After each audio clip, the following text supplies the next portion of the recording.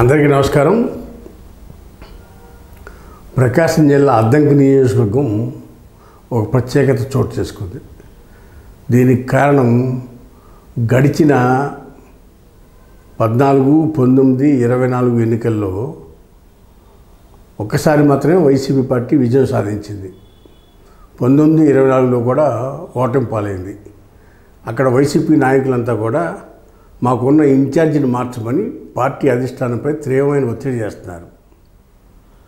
అసలు ఎవరా ఇన్ఛార్జి, ఎవరా సిట్టింగ్ ఎమ్మెల్యే అనే దాంట్లోకి వెళ్తే అక్కడ ప్రజెంట్ సిట్టింగ్ ఎమ్మెల్యేగా ఉన్న గొట్టిపాటి రవికుమార్. ఈయన 2004లో రాజకీయాల్లో కాంగ్రెస్ పార్టీ ద్వారా ప్రవేశించి 2004, 2009 సంవత్సరాల్లో కాంగ్రెస్ పార్టీ తరఫున ఎమ్మెల్యేగా పోటీ చేసి విజయం సాధించారు. ఆ తర్వాత 2014లో వైసీపీలో చేరి వైసీపీ తరఫున అద్దంకి నియోజకవర్గం నుంచి ఎమ్మెల్యే గెలిచారు. తదనంతరం పరిణామాలు మార్పు వలన 14, 19 మధ్యలో అధికార పార్టీ అయిన టీడీపీలో చేరారు ఈ గొట్టిపాటి రవికుమార్. చేరిన తర్వాత వచ్చిన ఎన్నికల్లో 19లో జరిగిన ఎన్నికల్లో కూడా గొట్టిపాటి రవికుమార్ టీడీపీ తరఫున పోటీ చేసి అద్దంకి నియోజకవర్గంలో చెంచు గరటై మీద విజయం సాధించారు. ఆ తర్వాత 24 ఎలక్షన్ వచ్చేదానికి అక్కడ ఎవరిని పెట్టాలా, చెంచు గరటైని పెట్టాలా లేదా కృష్ణ చైతన్య అంటే గరటై కుమారుడు కృష్ణ చైతన్య, ఆయన కూడా వైసీపీ రాజకీయాల్లో యాక్టివ్గా ఉండేవాడు. శాప్ నెట్కి చైర్మన్గా కూడా వ్యవహరించారు.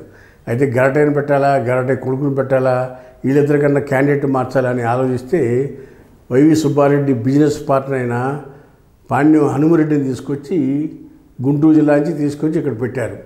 ఇక్కడ అద్దంకిలో నాన్ లోకల్ అతను ఎలక్షన్స్ ముందు తీసుకొచ్చి పెట్టారు. దాంతో నాన్ లోకల్ అవడంతో అతను నియోజకవర్గం మొత్తం చుట్టొత్తాకి టైం సరిపోలే.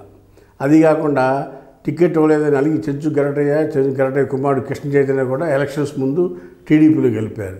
దాంతో నియోజకవర్గంలో వర్గాలుగా విడిపోయారు. వైసీపీలో ఉన్న గరటయ్య వర్గం అంతా కూడా టీడీపీ గెలిపోయింది. అందులో హనుమరెడ్డి ఒంటరివాడైపోయాడు. ఆ ఎలక్షన్లో హనుమరెడ్డి ఓడిపోయాడు.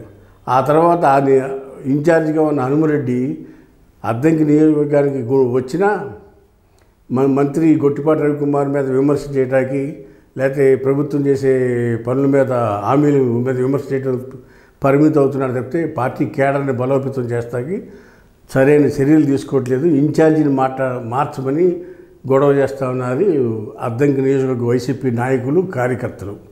దాంట్లో జగన్మోహన్ రెడ్డి గారి దృష్టిలో అద్దంకిలో అక్కడ బలమైన వర్గం ఉన్న వ్యక్తి, బలంగా రాజకీయాలు చేయగలిగిన వ్యక్తి, గొట్టిపాటి రవికుమార్ని తట్టుకోగలిగిన వ్యక్తి ఎవరయ్యా అంటే కరణం బలరాం గారు అయితే బాగుంటుందనేది ఆలోచన చేస్తారు. కరణం బలరాం గారిని కానీ ఆయన కుమారుడు వెంకటేష్ని కానీ చీరాల నుంచి తీసుకొచ్చి అద్దంకిలో పోటీ పెట్టి, అద్దంకి కూడా ఇంతకుముందు గతంలో ఈయన కరణం బలరాం గారు పోటీ చేసి గెలిచిన వరకు అక్కడ క్యాడర్ కూడా ఆయనకు ఉంది అందులో. అందుకని అక్కడి నుంచి ఆయన పెడితే కనుక వైసీపీ బలపడుతుంది, మంచి గట్టిపాటి రవికుమార్ గంటి పోటీ ఇస్తాము అనే ఉద్దేశంతో అందుకని అక్కడ కరణం బలరాం తీసుకురావాలని పార్టీలో కొంతమంది ప్రయత్నం చేస్తున్నట్టు తెలుస్తోంది. అయితే గొట్టిపాటి రవికుమార్ ఇప్పుడు క్యాబినెట్లో ఎలక్ట్రిసిటీ మినిస్టర్గా ఉన్నారు. చాలా 5 సార్లు గెలిచున్నారు. 5 సార్లు గెలిచి 6సారి కూడా గెలిచారు. 4, 9, 14, 19, 24 5 సార్లు గెలిచిన వ్యక్తి గొట్టిపాటి రవికుమార్. స్ట్రాంగ్ క్యాడర్ ఉన్న వ్యక్తి, ప్రజల్లో మమేకమైన వ్యక్తి.